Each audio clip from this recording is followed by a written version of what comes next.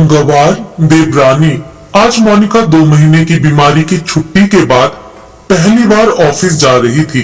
मोनिका की देवरानी वंदना ने अपने हाथों से मोनिका के लिए टिफिन तैयार किया था।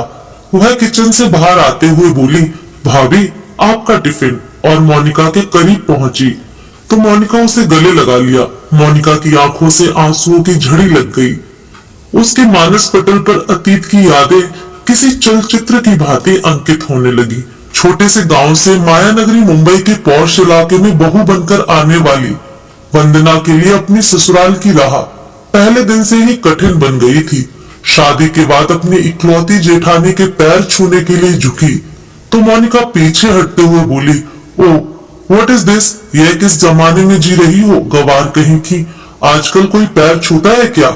ये हाईटेक युग है, हाय हेलो और हक करने का जमाना है। लगता है यह लड़की एजुकेटेड भी नहीं है। फिर तो भाभी से गले मिल लो वंदना, अजीत ने हंसते हुए कहा। वंदना आगे बढ़ी तो मोनिका ने नाक सिकोड़ते हुए कहा, बस बस दूर से ही नमस्कार कर दो, मैं मान लूंगी। वंदना दोनों हाथ जोड़कर नमस्कार कर आगे बढ़ गई थी। शादी के पहले दिन से ही जेठानी मोनिका का पारा 7वें आसमान पर चढ़ा हुआ था। हाईटेक सिटी मुंबई की गलियों में बचपन बिताने वाली मोनिका को किसी ठीक गांव की लड़की बतौर अपनी देवरानी कतई पसंद नहीं थी। मोनिका ने अपने देवर अजीत की शादी अपने मामा की इकलौती बेटी लवलीना से कराने के लिए बहुत हाथ पैर मारे थे, परंतु अजीत ने उसकी एक न सुनी थी। लवलीना मॉडलिंग करती थी और शहर के स्थानीय फैशन शोज में नियमित रूप से शरीक होती थी। फैशन शोज के लिए वह देश के अन्य शहरों में भी अक्सर जाती थी। लवलीना का ताल्लुक हाई फाई सोसाइटी से था।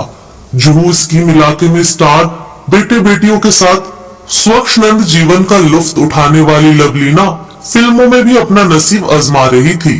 मोनिका किटी पार्टियों, शॉपिंग व पिकनिक की जबरदस्त शौकीन थी। वह चाहती थी कि उसके परिवार में ऐसी ही कोई मॉडल लड़की आए ताकि जेठानी देवरानी में बेहतर तालमेल बना रहे। परंतु जब अजीत ने देहाती लड़की से विवाह कर लिया तो मोनिका के तमाम ख्वाब पत्थर से टकराए, शीशे की भांति टूटकर चकनाचूर हो गए। वह जल भूनकर रह गई। अजीत मेडिकल का छात्र था। जब वह एमबीबीएस के अंतिम वर्ष में स्टडी कर रहा था तब अपने मित्र सुमित के विवाह में शरीक होने उसके गांव गया था। वह पहली बार किसी गांव में गया था। पर्वतों की तलहटी में बसे इस गांव के प्राकृतिक सौंदर्य को देखकर अजीत को पहली नजर में ही इस गांव से प्यार हो गया था। गांव की चारों ओर हरियाली, दूर दूर तक लहलहाते हरे भरे खेत, खेतों में फुदकती चिड़िया, हरे भरे घने वृक्षों पर कलरव करते बिहग और उनकी छांव में नृत्य करते मोर, अमराइयों में कूकती कोयल आदि ने अजीत को इतना प्रभावित किया कि वह शादी के बाद भी कई दिनों तक अपने दोस्त के घर पर ही रुक गया था। अपने दोस्त के विवाह में ही अजीत ने वंदना को देखा था। विवाह के 2 दिन पूर्व आयोजित संगीत संध्या में उसने वंदना को गाते और नृत्य करते हुए पहली बार देखा था।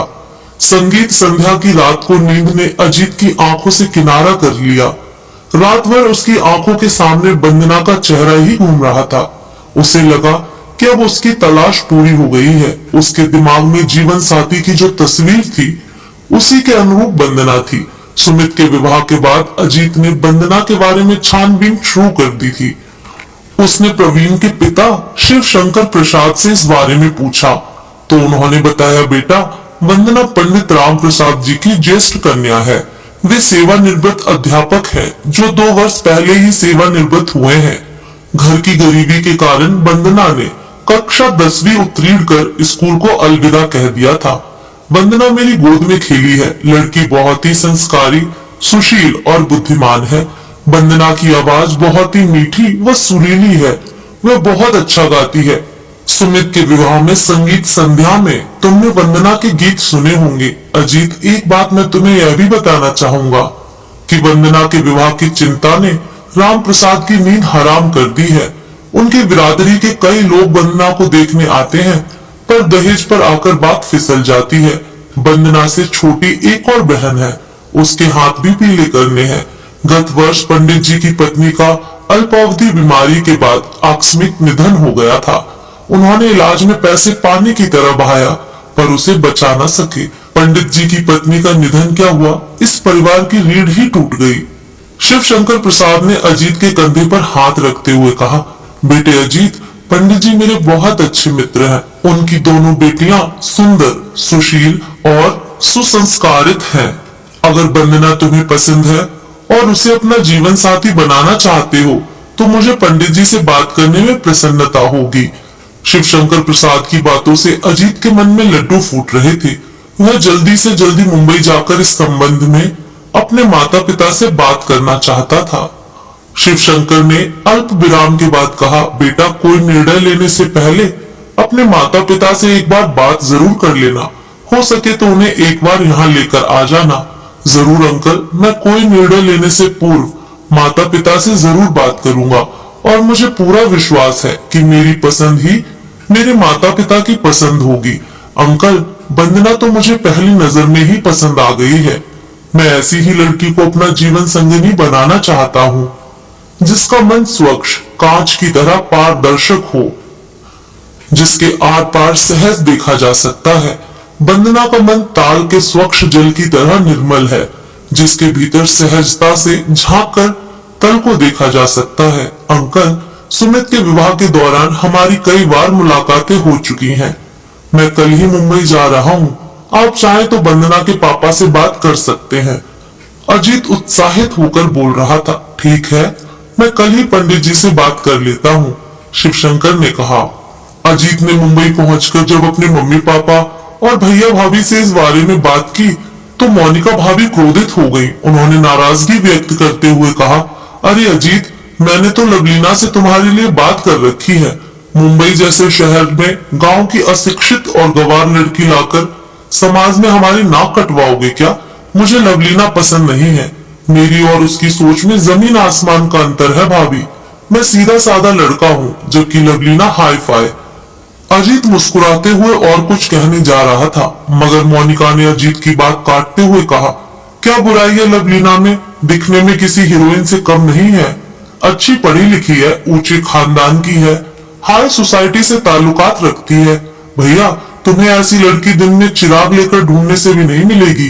कहते हुए मोनिका मुंह फुलाकर बैठक से चली गई। अरे भाई, उसे अपनी पसंद की लड़की से शादी करने दो ना, तुम अपनी पसंद उस पर क्यों थोप रही हो? अजीत के बड़े भाई रोहन ने मोनिका को समझाते हुए कहा, लेकिन तब तक मोनिका अपने कमरे में जा चुकी थी। 2 ही दिनों बाद अजीत अपने माता पिता को लेकर वंदना के गांव पहुंच गया। वंदना सभी को पसंद आ गई। अजीत की मम्मी ने तो वंदना के हाथ में शगुन भी दे दिया। चट मंगनी और पट विवाह हो गया। मोनिका की नाराजगी के बावजूद वंदना इस घर की बहू बनकर आ गई। वंदना को विवाह के पहले दिन से ही अपनी जेठानी मोनिका की नाराजगी का शिकार होना पड़ा था। वह बात बात पर वंदना पर ताने कसती थी, लेकिन वंदना ने मानो विनम्रता का चोंगा पहन लिया हो। वह मोनिका के तानों पर चूं तक न करती, चुपचाप सहन करती रही। वंदना जानती थी कि शब्द से शब्द बढ़ता है, सो उसके लिए इस वक्त खामोश रहना ही उचित है। उसे विश्वास था कि समय सदैव एक समान नहीं रहता है, यह परिवर्तनशील है। एक दिन उसका भी वक्त बदलेगा। समय बीत रहा था।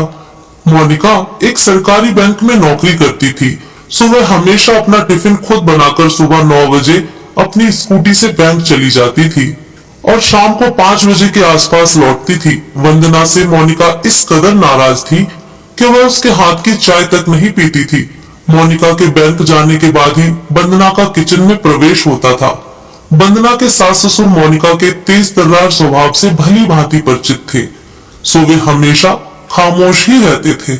सब कुछ ठीक चल रहा था, पर किसी को क्या पता था कि कोई अनहोनी उनके दरवाजे पर जल्द ही दस्तक देने वाली है। एक दिन शाम को बैंक से लौटते वक्त किसी टेम्पो ने मोनिका की स्कूटी को पीछे से जोर से टक्कर मार दी। मोनिका ने हेलमेट पहना हुआ था, इसलिए उसके सिर पर चोट नहीं आई, मगर उसके दाएं हाथ और बाएं पैर पर गहरी चोट आई थी। किसी भले व्यक्ति ने अपनी कार से मोनिका को नजदीक के अस्पताल में पहुंचाया था। अस्पताल से फोन आते ही अजीत और वंदना तुरंत अस्पताल पहुंचे।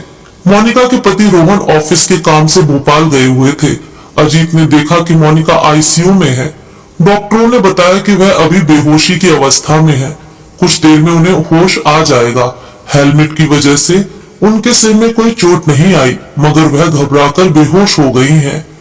उसके हाथ और पैर में गहरी चोट लगी है, फ्रैक्चर भी हो सकता है। एक्सरे रिपोर्ट आने के बाद पता चल जाएगा। कुछ ही देर में मोनिका को होश आ गया। डॉक्टर ने अजीत को इशारे से अंदर बुलाया।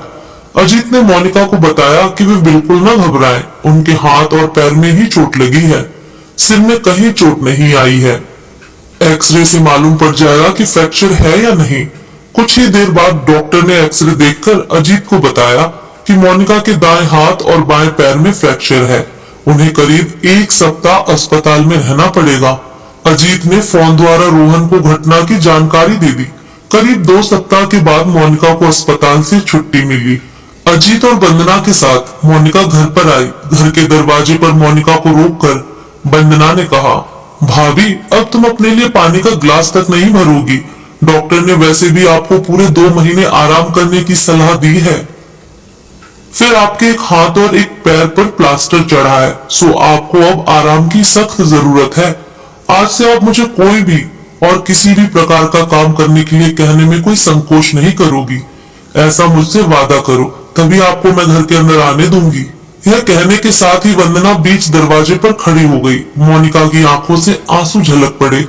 उसने वंदना को एक हाथ से अपनी ओर खींचते हुए उसका माथा चूम लिया और रुंधे कंठ से बोली, वंदना मुझे माफ कर देना। मैंने तुम्हें न जाने क्या क्या कहा और तुम्हें बेवजह परेशान भी बहुत किया। तुम पिछले 2 सप्ताह से सब कुछ भुलाकर मेरी सेवा में समर्पित हो गई। इतनी सेवा तो अपना भी कोई नहीं करेगा। वंदना, तुम्हें इस घर में आए अभी 7 महीने ही हुए हैं, पर तुमने अपनी मृदुल वाणी और विनय भाव से हम सबका दिल जीत लिया। मुझे अजीत की पसंद पर गर्व है। वंदना, तुम्हारे बर्ताव से एक बात मेरी समझ में आ गई कि गांव की लड़की अशिक्षित हो सकती है मगर असंस्कारित नहीं। तुम पारिवारिक एटिकेट्स की जीती जागती मूर्त हो। वंदना, प्लीज पहले तुम मुझे माफ कर दो, तो ही मैं घर में प्रवेश करूंगी। भाभी, आप बड़ी बहन के समान हैं, जिसे अपनी छोटी बहन को डांटने और फटकारने का हक तो होता है ना। फिर भला मुझे बुरा क्यों लगेगा? आप माफी की बात करके मुझे शर्मिंदा ना करें। यह तो आपका विनय है भाभी। कहते हुए वंदना ने अपनी जेठानी को बाहों में भर लिया। अरे भाई, देवरानी और जेठानी की डायलॉगबाजी खत्म हो गई हो तो हम अंदर चले क्या? मुझे और अजीत को जोर से भूख लगी है।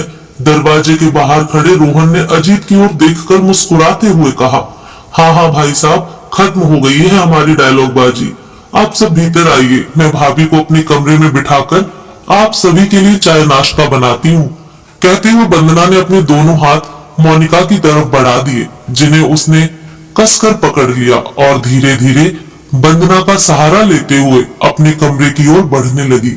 अरे भाभी, आप कहाँ खो गई हो?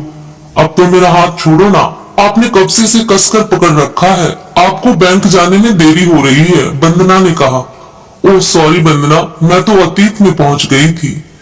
कहते हुए मोनिका ने वंदना के हाथ से टिफिन लिया और अपने पति रोहन के साथ धीरे धीरे सीढ़ियों से उतरने लगी। तो दोस्तों, कैसी लगी आपको ये कहानी? कमेंट करके जरूर बताएं।